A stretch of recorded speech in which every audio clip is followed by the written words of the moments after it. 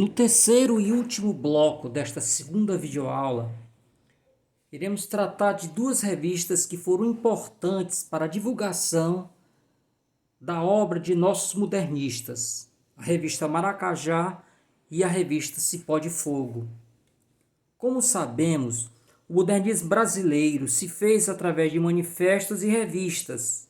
São exemplos a Claxon, a revista de Antropofagia e Festa. Semelhante a elas, as revistas cearenses, como iremos ver, tiveram curta duração. Então, a primeira revista da qual trataremos é a Maracajá, que designa um felino, uma espécie de onça, onça pequena. E começamos com a seguinte afirmação do professor Sânzio Azevedo. Ele diz: se é verdade que o marco inaugural do modernismo cearense é a obra O Canto Novo da Raça, de 1927, de Jada de Carvalho, Franklin Nascimento, Mozart Firmeza, ou Pereira Júnior, e Sidney Neto, não é menos certo que a ebulição causada pelo advento da nova estética deveria muito à fundação por Demócrito Rocha do jornal O Povo, em 1928. Filgueira Limas, por sinal, já havia dado em seu depoimento quando disse que Demócrito se tornou, em pouco, a coluna mestra do modernismo no Ceará. Okay? Então nós temos aí Demócrito Rocha, o criador do jornal O Povo, era baiano, e nasceu em 1888 e morreu em 1943. Então, desde a criação do jornal O Povo, em 1928, Demócrito Rocha mostrou-se bastante receptivo aos escritores do modernismo. Então, ele abriu espaço para vários autores cearenses divulgarem suas obras, escreverem textos, como Mário de Andrade do Norte, não vamos confundir com o Mário de Andrade lá de São Paulo. Nós temos o Mário de Andrade também. Mário de Andrade do Norte, Filgueiras Lima, Edgar de Alencar, Heitor Massal, Raquel de Queiroz, etc. Ela era ainda uma menina, muito nova ainda. Então, ele próprio, Demócrito Rocha, também escrevia poemas, mas sempre usava o pseudônimo de Antônio Garrido.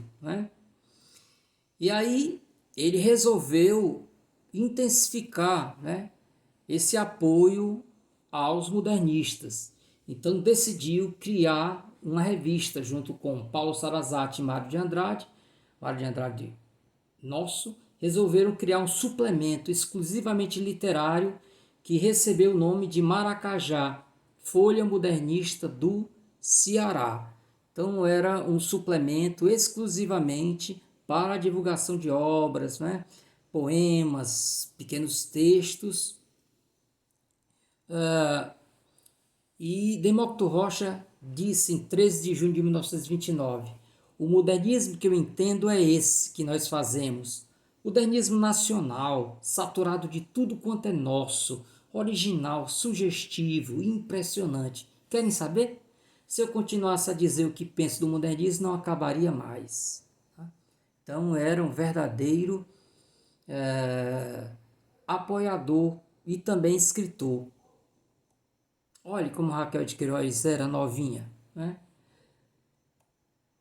A redação estava a cargo de Antônio Garrido, quer dizer, o próprio Demócrito Rocha, Paulo Sarazate e Mário de Andrade do Norte. Apesar de ter tido apenas duas edições, devido à crise econômica mundial de 1929, a revista Maracajá desempenhou um importante papel na divulgação de nomes do modernismo cearense, como destaca Raquel de Queiroz, que participou ativamente da revista. Palavras de Raquel de Queiroz. Destinava-se o Maracajá a pregar o modernismo pelas terras nordestinas e nele todos nós desferimos voo. Sei que tivemos a glória insigne de nos ver lidos e comentados por alguns dos grandes do Rio e São Paulo. Para nós, então, as duas metades inacessíveis do paraíso. Aqui nós temos uma uma afirmação, né, do nosso Mário de Andrade, Mário de Andrade do Norte, que ele aponta qual foi a inspiração assim que mais diretamente influenciou a revista Maracajá. Foi uma revista da Bahia chamada Arco e Flecha, com X mesmo. Diz ele: o nosso primeiro movimento com Maracajá foi um avanço para a derrubada. Nós vivíamos da Bahia ao Amazonas sem um surto de progresso mental no terreno literário. Na poesia, de um modo particular, santo Deus, ainda se perpetravam sonetos.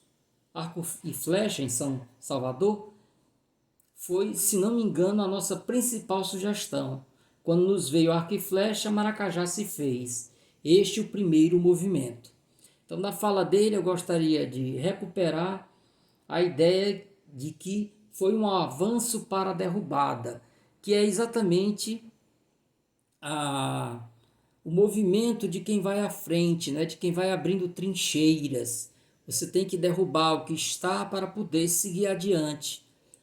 Também na fase heróica do modernismo paulista, né, houve uma desacralização, o abuso de poemas piadas, que a ideia era destruir aquele tipo de edifício literário que teimava em perdurar, né? Um edifício passadista. Então, o primeiro movimento era derrubar, para depois propor uma nova estética. O tom de gracejo, o humor era uma das armas para esse movimento de derrubada, né? E o tom de gracejo, em sintonia com os primeiros anos do modernismo paulista, se vê em vários textos. Eu trouxe aqui um assinado por Demócrito Rocha, né, com o pseudônimo de Antônio Garrido. Então ele diz o seguinte: o primeiro número de Maracajá foi espalhado por todo o globo e até por fora do referido asteroide. A esta hora, qualquer habitante de Marte já estará fazendo antropofagia. Vocês lá do sul que escreveram sobre o gato selvagem do Nordeste, toquem nos ossos isso. Nós estamos ligados por um sentimento único, o da voracidade. Juntemos para comer tudo o que deva ser comido no Brasil. Então, alusão aqui direta à antropofagia, né? Tão brilhantemente pregada por Oswald de Andrade. E para a gente compreender melhor aí esse elemento bem-humorado, né? Essa picardia até, eu trouxe um poema piada de Mário de Andrade do Norte, que está no primeiro número da Maracajá. Um dos textos que vocês têm da disciplina é exatamente... aliás, os dois números da Maracajá estão à disposição de vocês, né? E aqui, entre os poemas que ali estão, eu pensei Pequena História Futurista do Cão e da Cachaça. Diz ele: no momento em que o homem entrou cantando aquela modinha, todo mundo disparou a rir. A modinha era horrível. Dizia assim: o que foi? O que foi? O que foi que aconteceu? Não foi nada, não foi nada. Foi o cão que apareceu. Ah! Todo mundo que tinha rido ficou calado e eu também fiquei. Mas fiquei sério porque não tinha rido. Eu não achei graça. Penso que o cão não fazia pilhéia se aparecesse, não faria pilhéria se aparecesse. Depois o homem cantou de novo. Eu não quis mais ouvir e fui embora, fui para casa. Mas os outros ficaram e ouviram o resto da cantiga e começaram a beber. Por isso o cão apareceu. Quando voltei, encontrei os bancos de pernas para o ar e as cadeiras também. E perguntei o que foi. Ninguém respondeu. Perguntei de novo: o que foi? Ninguém respondeu. Fiquei irritado e perguntei de novo: o que foi que aconteceu? Observem que ele vai reproduzindo a cantiga, né? O que foi, o que foi, o que foi que aconteceu. Aí um homem respondeu: não foi nada. Mas eu queria saber e perguntei de novo o que havia. Não foi nada. E perguntei de novo o que havia. E o outro homem respondeu com raiva: foi o cão que apareceu. O cão era a cachaça. E eu não tive mais medo do cão. Então aí é um poema, né, que pretende arrancar riso, né, coloquial, né? Então toda aquela suntuosidade, aquela gravidade da poesia, tanto parnasiana quanto a poesia simbolista, aí ela é posta ao rés do chão aí, né, pela essa dessacralização da poesia piada. Bom, como eu falei, Maracajá teve apenas 2 edições, né?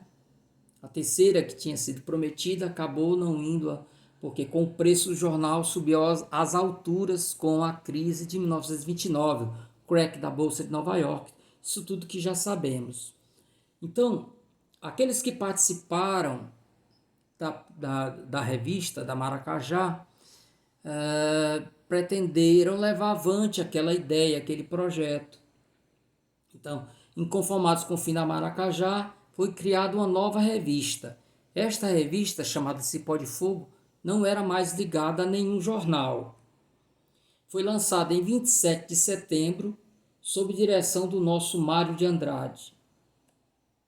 Além de Mário de Andrade, colaboraram com a revista João Jacques, Heitor Marçal, Beni Carvalho, Sidney Neto, Franklin Nascimento, Jada de Carvalho e Raquel de Queiroz. Infelizmente, por questões financeiras, a revista não passou o primeiro número. Então, eu trouxe aqui um poema de João Jacques, no primeiro e único número da Cipó de Fogo, que está também à disposição de vocês. Então, chama-se Mapa Mundi. Não chore não, meu velho professor de geografia.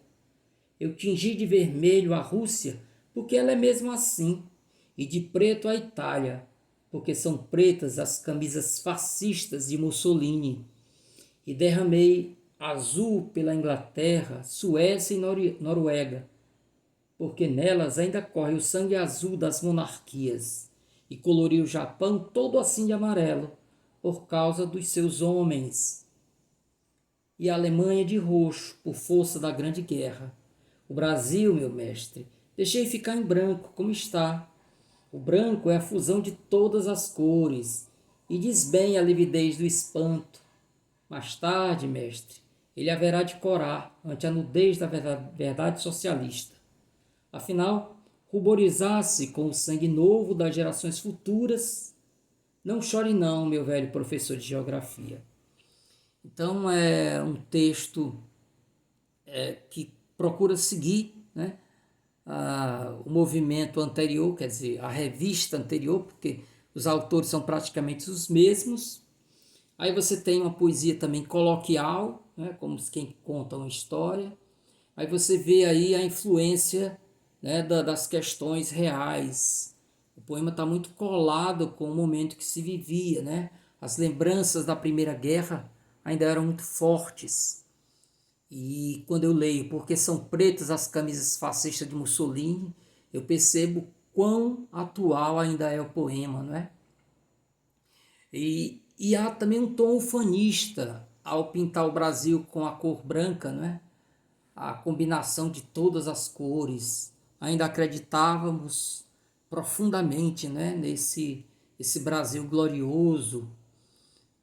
A ideia de um Brasil dividido não comparece, né?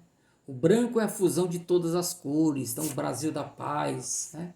Essa ideia toda, ok?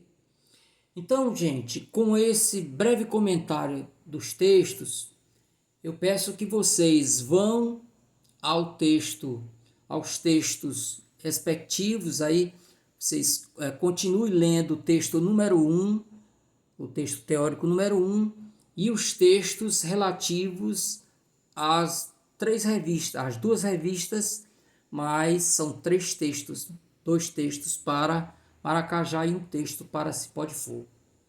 Então eu digo a todos vocês, bons estudos e até a próxima videoaula.